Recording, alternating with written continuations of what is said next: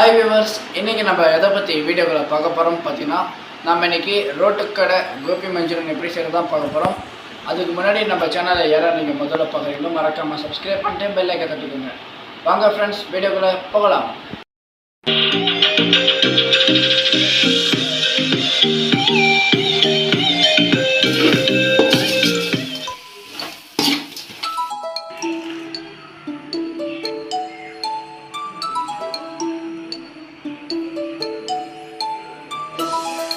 கோபி மஞ்சூரிக்கு தேவையான முட்டைகோஸ் இது மாதிரி நல்லா நம்ம கட் பண்ணி எடுத்துக்கலாம்.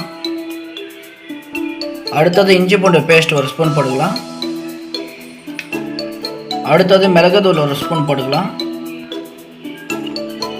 இப்போ மிளகாத்தூள் ஒரு ஸ்பூன் போட்டுக்கலாம். இப்போ நம்ம 2 ஸ்பூன் மைதா மாவு போட்டுக்கலாம். மைதா மாவு போட்டால் தான் நல்லா நம்மளுக்கு டேஸ்ட் கொடுக்கும். அடுத்தது சால்ட் ஒரு ஸ்பூன் போட்டுக்கலாம்.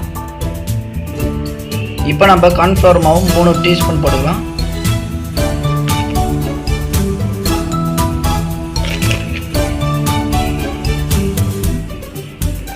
இப்போ நம்ம கலர்ஃபுல்லாக இருக்கிறதுக்கு கலர் பவுடர் போட்டுக்கலாம். இப்போ நம்ம லைட்டாக நம்ம தண்ணி போட்டு இப்போ நம்ம இதெல்லாம் மிக்ஸ் பண்ணிக்கலாம்.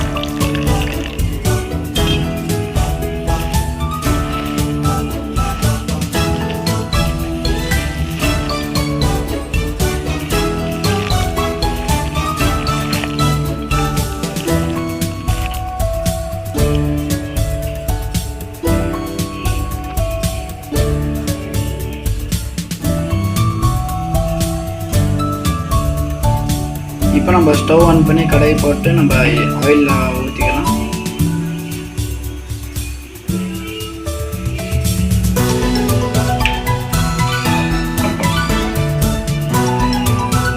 இப்போ நம்ம இந்த முட்டைகோஸை நம்ம கொஞ்சம் கொஞ்சமாக எண்ணெய்க்குள்ளே போட்டு ஃப்ரை பண்ணி எடுத்துக்கலாம்.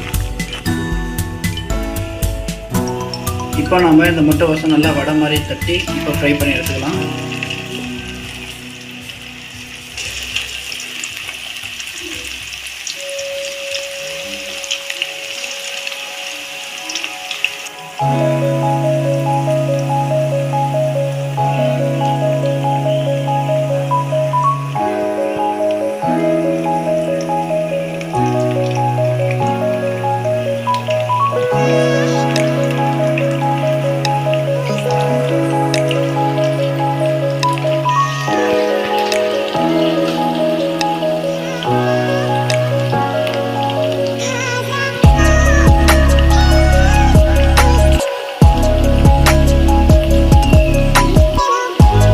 இப்போ ஸ்டவ் ஆன் பண்ணி கடாய் வச்சு நம்ம எண்ணெய் ஊற்றிக்கலாம்.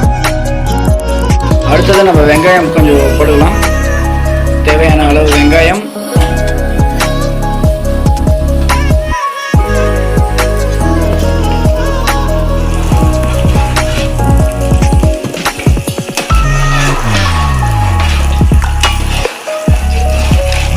இஞ்சி பூண்டு பேஸ்ட்டு சும்மா கொஞ்சமாக போடலாம், 1/4 டீஸ்பூன்.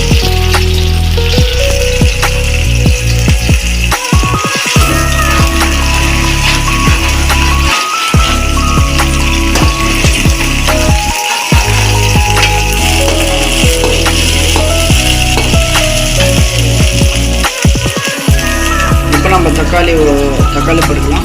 தேவையான அளவு தக்காளி, கருவேப்பிள்ளை போட்டு நல்லா தக்காளி வேகிற அளவுக்கு 1/2 ஸ்பூன் நம்ம சால்ட் போட்டுக்கலாம்.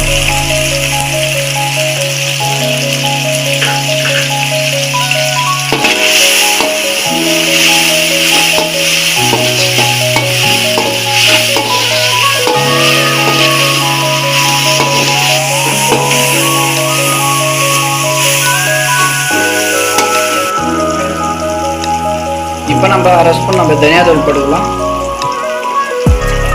இப்போ நம்ம மிளகாத்தூள் 1 ஸ்பூன் போட்டுக்கலாம்.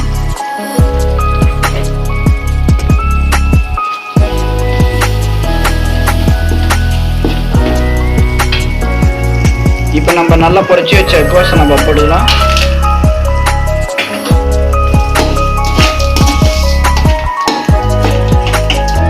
இப்போ நம்ம 2 கொத்து கொத்தமல்லி போட்டுக்கலாம்.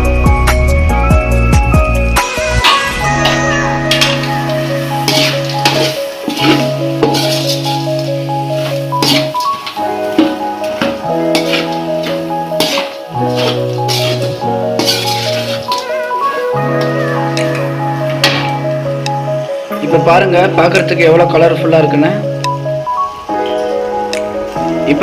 இப்போ நம்ம சோயா சாஸ் கொஞ்சம் போட்டுக்கலாம்.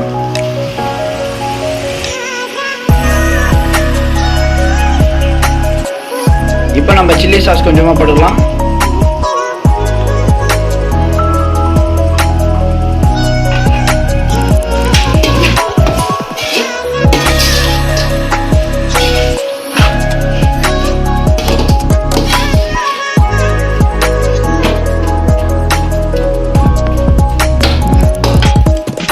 இப்போ இதோட கெட்டித்தன்மைக்கு 2 ஸ்பூன் நம்ம கார்ன்ஃப்ளவர் மாவு போடலாம். இப்போ நம்ம இதை தண்ணி போட்டு நல்லா மிக்ஸ் பண்ணிக்கலாம்.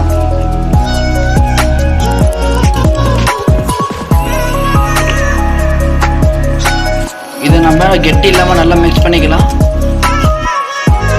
இப்போ நம்ம மிக்ஸ் பண்ண கார்ன்ஃப்ளவர் மாவு இதில் கொஞ்சம் போட்டுக்கலாம்.